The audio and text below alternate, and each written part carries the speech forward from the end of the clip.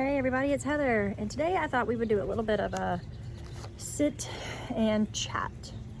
I haven't been doing so good at posting videos because, well, brain fog of some type. I don't know why, but I am currently working on my daughter's temperature blanket. That is my main focus right now. I'm making her a temperature blanket for the first year of her life, from her birth to her first birthday, as her high school graduation gift. Her high school graduation is May 6th, I think.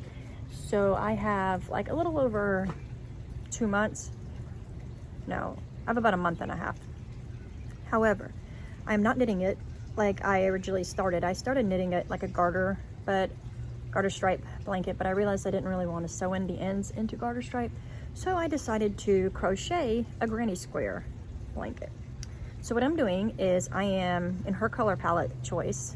So she knows about the gift, but she doesn't know what it's going to look like, or if it's knit or crochet or whatever the case may be.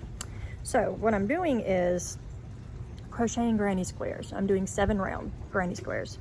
So at this point, 7 rounds, i.e. 1 day for each round. So each square is a week. There are 52 weeks in a year, so I am going to have 52 squares when I'm done. I am on square 44, I think, so I'm almost done. I started this blanket in January, so in the last 3 months, I crocheted a lot of granny squares for this blanket. I have crocheted 44. So by the end of March, my goal is to have this, at least all the granny squares completed, because I am, after this one that I'm working on, I will have 8 left. No, I will have 7 left. This is the 9th to the last one, so, or 8th to the last one, whatever the case may be.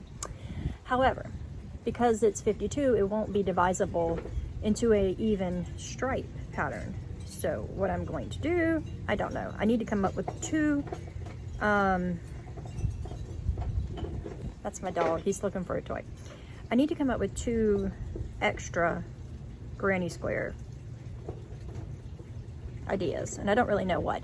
Originally I was like, I could do 2 squares, like a beginning one and an end one. So we started the beginning and end of each color, starting at the hottest and going to the coldest, and vice versa on the other side, opposite. However, that's not going to work because there are more than 7 colors in the blanket. So I really don't know what I'm going to do for those 2 squares. I could do 2 solid ones, like the hottest and the coldest, or I could do, I can't split them up because it's not, the number isn't divisible by 14. I really don't know what I'm going to do. So if you have any ideas, let me know. It will be 2 7-row granny squares. I don't know what colors to use. I don't even have out here how many colors there are. But the blanket is black, white, grays, and light blues. Different varying shades of that. And I did pick a white and a black. White is the coldest days and black is the hottest days. So I have a white sparkle for the coldest day of her first year and a black sparkle for the hottest day of her first year. So there are those colors on their own too. And I was like, oh, if I do like the hottest day or the coldest day, you know, then it would be kind of weird having 2 solid squares when each square has like lots of different options because of the temperatures. Well, that idea was kind of like debunked, because 2 squares ago was solid colored because all the days fell in that range, the hottest color, minus the sparkle hottest color. So there's that. So that is what I'm doing. I'm working very hard to finish this. I'd like to get all the squares done by the end of the month, like I said, and then I have to border the last 2/3 in my border color before I can seam them up. And then by the end of April, I'd like to have them bordered and seamed, and then I can block it and gift it to her. Do not get on the table, River. No. Get down. You do not need to get on Mommy's table. Okay, sorry. My puppy. Crazy. No. No. I think he's wondering who I'm talking to. So, it's a little chilly out here. Hi, River. Hi, Vivis. Get down. Go play. Go play. Okay. So, that's what my main working progress is right now. I'm also knitting a shawl, but I'm kind of like winging in my own head. It's a scrappy shawl. Picked up all my, not all of, but a lot of finger and weight scrap yarns from all the socks and things I've knitted. And I am holding 3 strands randomly together and knitting a shawl. And I am very close to being finished with that. Not very close, but I'm close to finishing that too. And in the past 2 weeks, I knit my little girl 2 pairs of vanilla socks. And that was nice because other than me, she wears knitted socks the most in this house. And it's always nice to give her stuff because she gets really excited when you give her stuff because she's 5. So, my next cast on is what I'm trying to plan now because I can't do one project at a time. I mean, currently on my side table in my living room where I knit a lot, has like I think 5 or 6 projects piled up on it. I have obviously the temperature blanket that I'm doing. I have the shawl that I was just talking about. I have a pair of socks. I have a scarf that I am designing. I'm designing my first pattern and it's very exciting. I have my husband's Christmas sweater. It's March. I haven't put 1 stitch on it since Christmas. I did gift him a sweater that is like 1/6 of the way done. And in the box I also put all the yarn in there to finish it, and well, I haven't done any on it. I'm also working on like 4 other granny square projects. I really like making granny squares. They're really fun. And so all that is sitting in next to me on that table. But yes, I'm planning on a new project because why not? I am planning on knitting a dress. I'm going on a cruise this summer with my daughter and my mother-in-law. It is my mother-in-law's gift to my daughter for her graduation. So we're going on a cruise to the Bahamas, just us 3 girls. And I am going to knit a dress to wear while I'm on the cruise. That's my goal, at least. I picked up 2 patterns. I didn't pay for them. Both of them were free patterns. I grabbed 2 patterns off the internet. And I can't really decide which one I want to do. And I also can't decide what fiber I want to use. Because, well, in theory, it's going to be hot. It's the Bahamas in July. It's going to be warm, right? So I could use like a cotton linen type fiber. But I also have an advent that I want to use.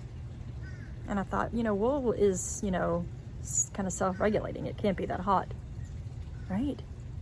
It's a superwash.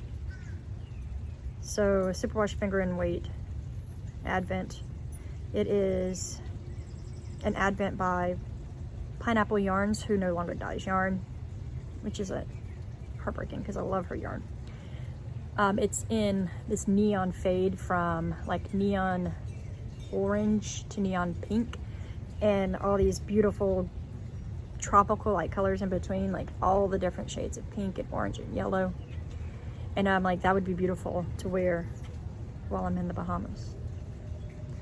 But I don't know if I can wear wool in the Bahamas. I mean, I can in theory, wear anything I want, but is it going to be too hot? I don't know. I don't know, but I would like to wear the dress while I'm there. I'd like to have it completed by the time I get there. That's the theory. So, would you wear a tank top dress made out of superwash wool if you were in a hot tropical climate? Tell me, guys, would you? I don't know. My other option is I could knit it in like a bamboo cotton. I have bamboo cotton colors that I could do. I don't know. I just wanted to be cute and not be too hot to wear.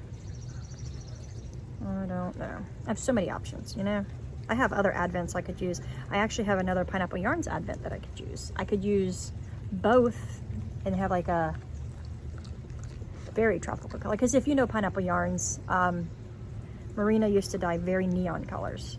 And I actually pulled out most of my Pineapple Yarns the other day to sit them out. And all the mini skeins I have of hers, I could do another fade. other than the 2 advents that I have of hers. So I have 35 minis of hers, 20 gram minis, other than the 2 advents. That's just the mini skeins. I have multiple, you know, regular skeins of hers and sock sets, but the 31 mini skeins that I had also wound up being a really cool fade. And they're all tropical colors because, you know, she lives coastal. She lives in Murrells Inlet or Pawleys Island, South Carolina, which is like an hour away from me. So, which is one of the reasons I loved her yarn so much, because she is the only local dyer that I know of, and her colors just happen to be exotic and beautiful, and I loved them. And she stopped dyeing recently, so, well, not recently, it's been over a year because she didn't do Advent last year either. So there's that, but I'm going to show you what I have of the 2 patterns that I'm considering. This is called the Groovy by Shashiko Bergen, perhaps. This is a free pattern. It's really poorly printed because my printer sadly passed away in the printing of these patterns. It had been going kaput and it died. Let me see if I have another one. This is pretty much just like a 1990s style tank top maxi dress, and she used self-striping type yarn. I think she used a gradient yarn.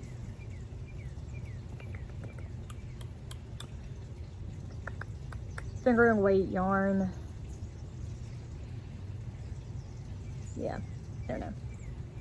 It's a super simple, you know, top down, long maxi style knit dress. And she has many sizes. She goes from bust of 26.5 to 54.5. And she also has all these other measurements like the hips and the waist, so that you can like make it fit you well, customize it. And I really like this dress. It's really long. I wouldn't have to knit it that long if I didn't want to. I could obviously make it shorter if I so choose, based on what yarn I have. The other dress that I have that I was thinking about doing is this cute little dress by Drops. The Rose Whisper. Super cute. This one is done in a cotton, I think a cotton linen type yarn. It's done in Drops Bell. It's a super simple, cute little dress. Here's the schematic of it. So these are the 2 that I have printed out. They're simple because, you know, I'm gonna run low on time because I can't really start it until I finish the blanket of woe at this point. The joke of the blanket is between me and my husband, when my teenager, you know, teenagers, they have a lot of attitude and stuff. When my teenager's being cranky and being mean to me, like, I don't really want to work on the blanket so much, but so it's slowing down the process a lot. Like, I feel like I could have absolutely had all these squares done weeks ago, but teenage girls are hard to swallow sometimes. Hard pill to swallow, I guess is the right way to say that. But I love her to death, and I'm so proud of her, because not only is she graduating high school in May, the next week she will be graduating at the local college with an associate's degree. So she gets 2 degrees, a diploma and a degree, a week apart. It's really funny, if she graduates with the diploma or the associate's degree the week before she graduates from high school, which is hilarious. So she's going to be a college graduate before she's a high school graduate, which is really cool. Then she's going off to pre-med. She's going to be a dermatologist, and I'm so proud of her because she's so smart. She's probably the smartest person I know. I compare her to my sister a lot because my sister is very smart. She is a astrophysicist. She works for NASA. So I compare the 2 of them a lot because they also have similar personalities. I think it's the hyper smartness of them, but they're similar. So that's what I've been mainly working on lately. I also have a few socks on the go. Like, I have a pair of semi-matching socks for me that I made for one of the ones that I made for my toddler last week or whatever. And I messed up. I was using a US 0 for the cuff, the leg, and the heel. And then when I picked up stitches to do the foot and move on, you know, I picked up with a US 1. So that's absolutely opposite of what I would have liked to do. Like, if I did the the heel and the leg and the cuff and all that in a US 1, and then I switched to a 0, it would have been fine, because then they would have been tighter gauge on the foot, which is, you know, a snug little sock, and I like that feeling. But the fact that I did it the opposite is bugging me, so I have to rip back a few inches so that I can knit the foot with the 0 also. My dog is he's about to bark at some birds. River Bear, come here, BB. Come here, BB. Don't bark at birds, that's not nice. All right, so the last thing I'm gonna do while we talk is I'm going to open a package. Let me get a sip of coffee real quick. River Baggins. That's not how we act in public. Which we're not in public. We're in the backyard, but regardless.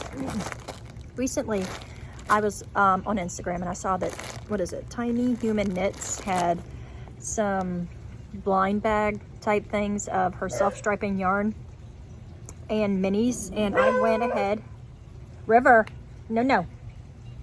I went ahead and bought a pack of her self-striping, I think it's self-striping yarn, and a blind bag of her minis. So I want to open with you and see what we got, because I love surprise yarns, and I love Tiny Human Knits yarn. She does a lot of muted, retro, natural colors, I think, and I've got a few of her like Lord of the Rings colorways, and I love them. And I'm very rarely make it to her drops where I'm successful in getting the colors I want. So let's see what we got in here. I love her packaging. Oh my god, it's so cute.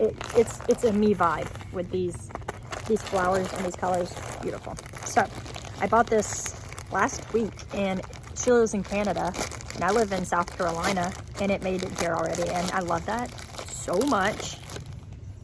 Let me get this open. Okay, so let's see what we got here. Okay, we should have one mystery yarn bundle and one mini skein bundle. Okay, so we'll get the minis first. That's pretty. It's a little fade. That's so pretty. Okay, this is mystery minis, 5 times 80 yards, 20 gram mini skeins, 80 superwash merino, and 20% nylon. This is really pretty. Very pretty. I love it. And the last thing I'm gonna ooh, my goodness. These are called Not Quite Right skeins. They're 50 gram skeins. Something was different about them, so she packed up a whole bunch of them, and she is selling them like this. So I am absolutely in love with these yarns. These 3 are my favorite. This one is very pretty, but it's more of, I don't know, I guess it's kind of Christmassy. This color is so pretty. It's like a vintage kitchen colors. This is kind of like a gingerbread type color to me, gingerbread houses / cookies. And this is my favorite one. I'm gonna take them out real quick and show you a little bit better. And I'll read you what their makeup is. Okay. I love them. The yarn babies. I haven't been buying very much yarn because I have a lot of yarn and I'm trying to work through it. Other than my Yarnable and my crochet kit that I get every month. Okay, so here's the label. Seems like this label is different than it was the last time I bought her yarn. Okay, so we have 200 yards to 50 grams, 80% superwash merino, 20% nylon. And it says this yarn is either a failed trial colorway or a factory second. 1, 2, hi, 3, 4. Stay right there, Richard. Hold on. So this is the 4 that I got. And then, of course, I have this beautiful green fade. I love it so much. Well, I have to go because my kids just woke up, and that means mommy time. So I hope everybody is having a wonderful day, and they continue to have a great week. And we will see you very soon in another video. Peace, guys. Keep hope alive.